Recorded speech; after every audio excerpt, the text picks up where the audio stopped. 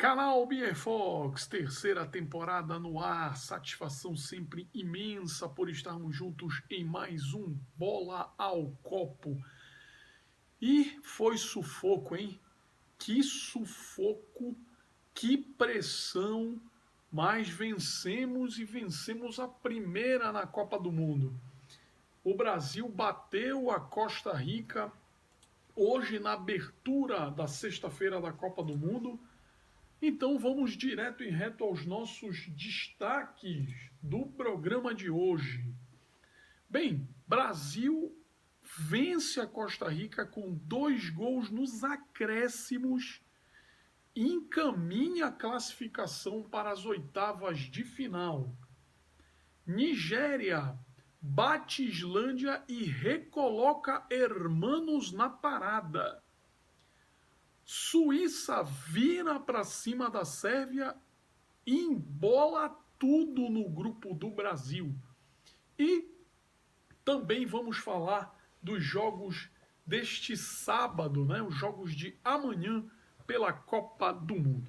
Bem, meus amigos, então vamos começar falando sobre o jogo do Brasil contra a Costa Rica. O Brasil, mais uma vez, não jogou bem. Um primeiro tempo, como foi o segundo tempo contra a Suíça, um primeiro tempo abaixo do que a seleção brasileira já mostrou que é capaz nas eliminatórias, em alguns amistosos, muito abaixo, né? Não conseguiu furar o bloqueio imposto pela Costa Rica. A Costa Rica veio para o jogo com a proposta de 10 jogadores de linha na defesa, jogando por uma bola.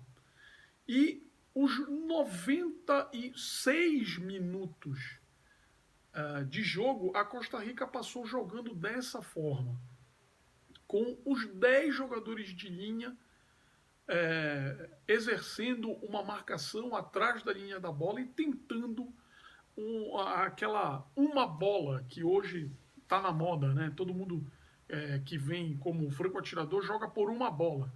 E a Costa Rica veio para jogar por essa bola. Nos 96 minutos teve uma ou duas situações um pouco mais agudas, de resto não produziu mais nada e o Brasil não conseguiu se livrar desse nó defensivo armado pela equipe da Costa Rica. O que preocupa de fato, porque contra a Suíça foi da mesma forma, hoje foi assim, provavelmente contra a Sérvia na próxima quarta-feira vai ser assim.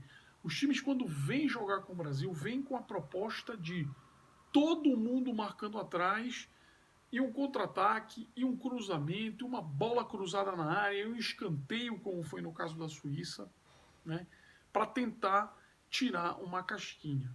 Então, o que preocupa é que o Brasil não tem conseguido desatar os nós impostos pelos seus adversários. Foi assim contra a Suíça e foi assim hoje, mais uma vez. Graças aos deuses do futebol, já nos acréscimos, Felipe Coutinho fez o primeiro gol e aí o Neymar fez o segundo gol, já era consequência desse primeiro gol. Aí a Costa Rica resolveu debandar, sair para frente de qualquer forma, e aí o Brasil encontrou mais um espaço, o Neymar acabou fazendo o segundo gol e decretando o placar final. Gol importante, porque a situação do grupo do Brasil é uma situação muito enrolada, né? E esse segundo gol pode ter sido um gol fundamental para a classificação brasileira às oitavas de final. Eu acredito que o Tite, são mais alguns dias aí para que o Tite possa acertar o time mais uma vez. Eu acredito que Gabriel Jesus e William não estarão na usina titular do Brasil na próxima quarta-feira. Eu acredito que O Tite venha com Firmino e Douglas Costa.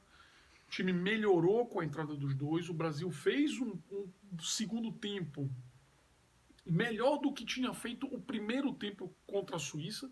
Né? O Brasil é um time de dois tempos distintos.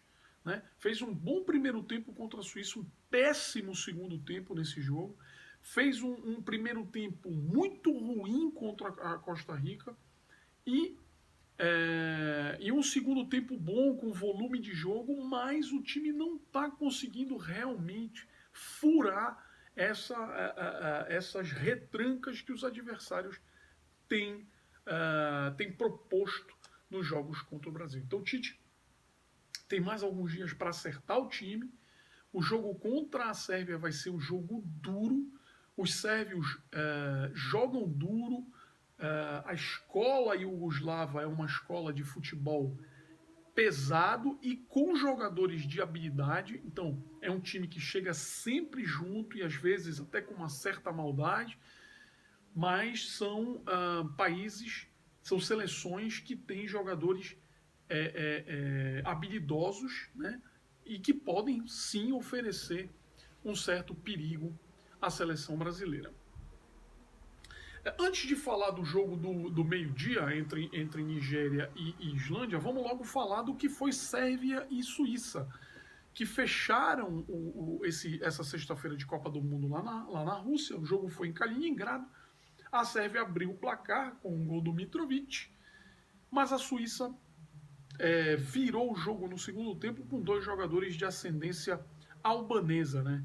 O Xhaka num golaço, uma paulada de fora da área.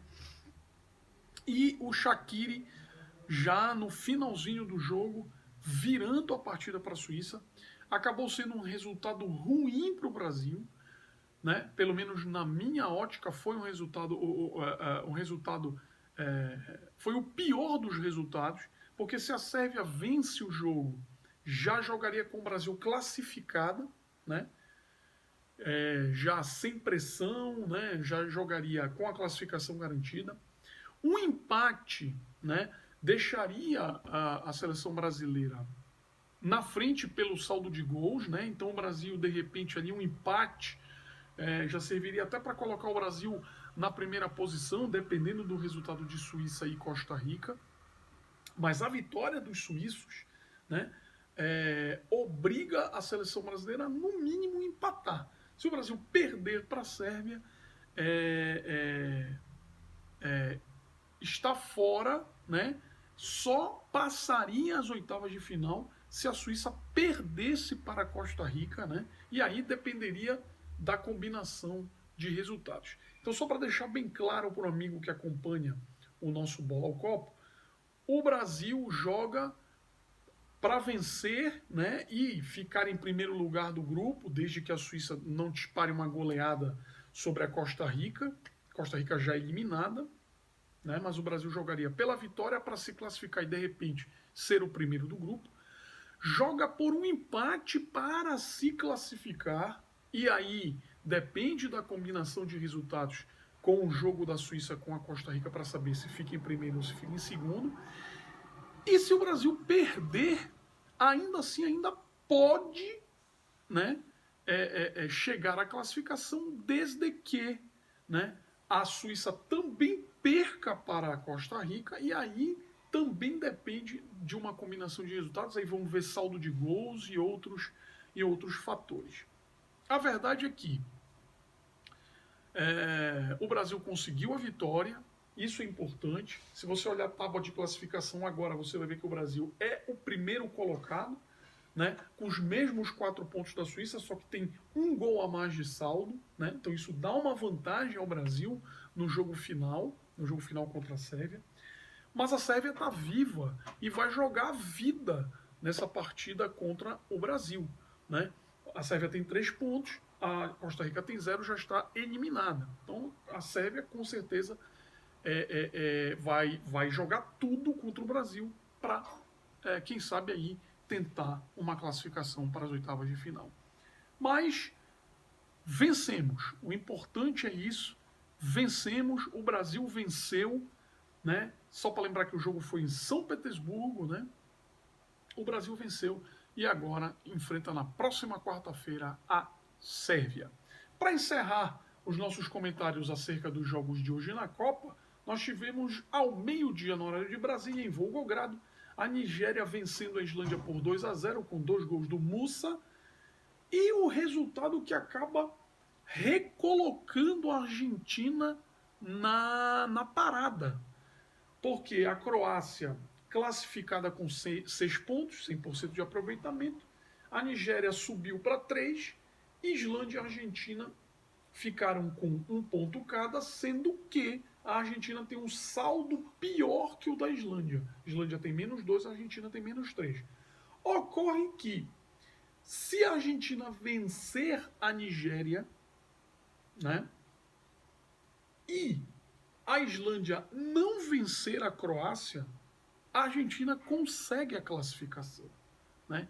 Então você vê o que é um dia após o outro numa Copa do Mundo, né? A Argentina arrasada, tomou um baile da Croácia, praticamente eliminada, e hoje a Nigéria vence e recoloca a Argentina no páreo.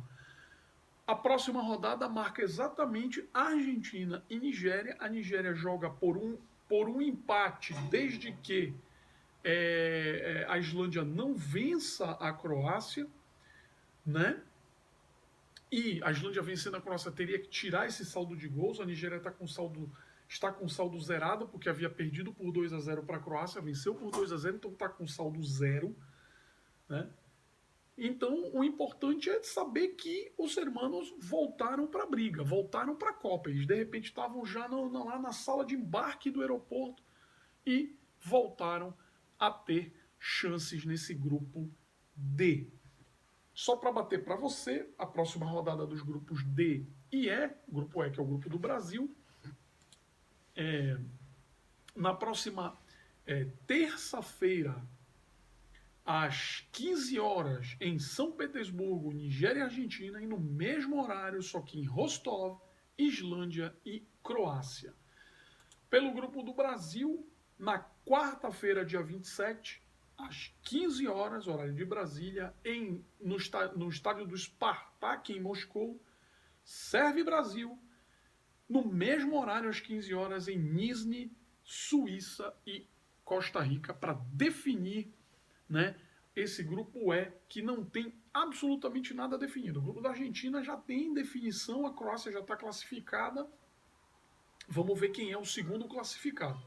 Grupo do Brasil e o grupo de Portugal e Espanha, por enquanto nada definido, ninguém tem vaga segurada, tá tudo em aberto. Bem, meus amigos, amanhã a Copa do Mundo prossegue. Amanhã, sábado, 2 jogos pelo grupo F, que é o grupo da Alemanha, e é o grupo de cruzamento do Brasil, né? Caso o Brasil avance, a gente espera que avance, as oitavas de final é o grupo de cruzamento do Brasil. Amanhã a rodada começa com o jogo lá do grupo G, que é o grupo da Bélgica. Bélgica e Tunísia jogam no estádio do Spartak em Moscou, às 9 da manhã, horário de Brasília. Lembrando que a Bélgica venceu o Panamá na primeira rodada por 3-0 e enfrenta a Tunísia, que perdeu para a Inglaterra na estreia por 2-1. Então vamos ver o que acontece aí nesse jogo. A Bélgica, franca favorita para essa partida, se vencer, né, carimba o seu passaporte rumo às oitavas de final. Ao meio-dia começam as emoções do grupo F, né, o grupo de cruzamento do Brasil nas oitavas de final.